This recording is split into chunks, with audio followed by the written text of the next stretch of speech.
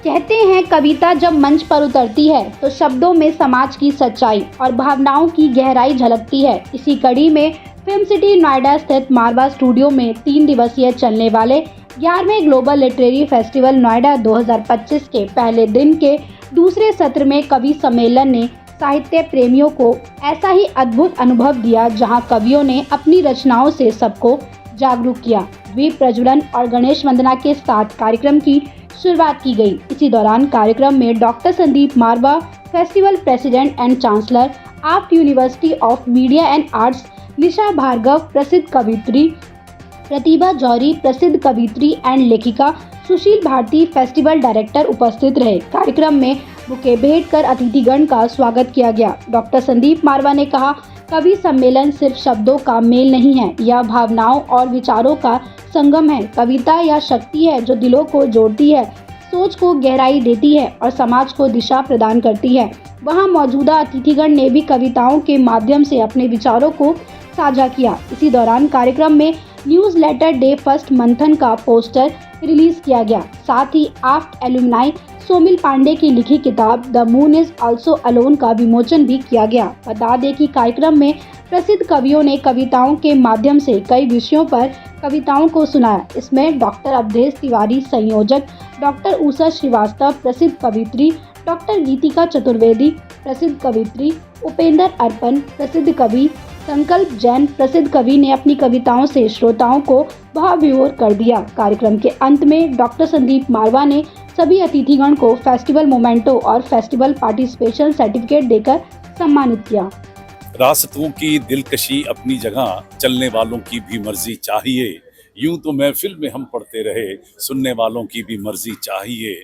लाख आंसू इश्क भी रोए तो क्या, आसमानों की भी मर्जी चाहिए।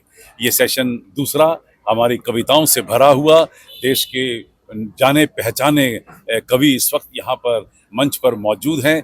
हर शख्स अपनी कविताओं को बड़ी खूबसूरती से पढ़ रहा है और एक एक कविता में ज़िंदगी के वो सार छुपे हुए हैं जिन्हें सीखने के लिए हम लोग कई कई किताबें भी पढ़ते हैं।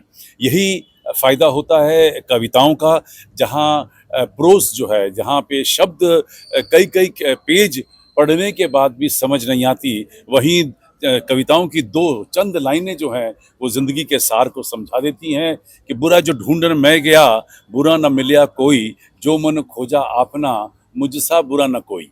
मतलब दो लाइनों के अंदर पूरे ज़िंदगी का सार छुपा हुआ है। यही यहाँ पर आज के इस 11वें ग्लोबल लिटरेरी फेस्टिवल नोएडा 2025 के इस दूसरे सत्र में कविताओं का ये जो भरमार छाया हुआ है और लोग हंस रहे हैं, लोग रो रहे हैं, लोग स्तब्ध रह गए हैं, लोग हैरान हैं। ये सारी चीज़ें कविता के ज़रिए बेहतरीन और बड़े खूबसूरत तरीके से आम जनता तक पहुंचाई जा सकती है। मैम, आज का इवेंट आपको कैसा लगा? मुझे तो बहुत अच्छा लगा भाई। जब भी आती हूँ हर बार मुझे पहले से ज़्यादा अच्छा लगता है। आप लोगों की कटसी तो मुझे बहुत ही भाती है भाई।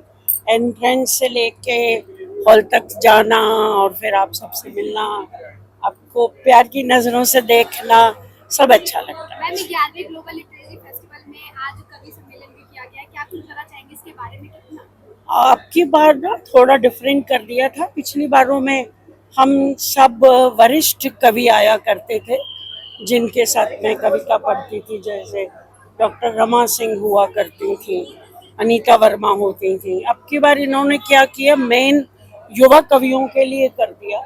हम लोगों ने उन्हें संबोधित किया। हालांकि मैं हास्य व्यंग लिखती हूँ, कविता सुनाए बिना तो रह नहीं सकती, और मैंने भी अपनी कुछ कविताएं सुनाई। अच्छा चल रहा है प्रोग्राम, अच्छा है। मैम, अपना परिचय देते हुए आज अभी 11वें ग्लोबल लिटरेरी फेस्टिवल में अच्छा, आई हैं, मेरा क्या कुछ कहना चाहेंगे कवि सम्मेलन के बारे में? मेरा नाम प्रतिभा जौहरी है और मैं हिंदी में उपन्यासकार और मैं एक कहानीकार हूँ। कविता भी करती हूँ, लेकिन मेरा मेन जो है मैं उपन्यासकार हूँ।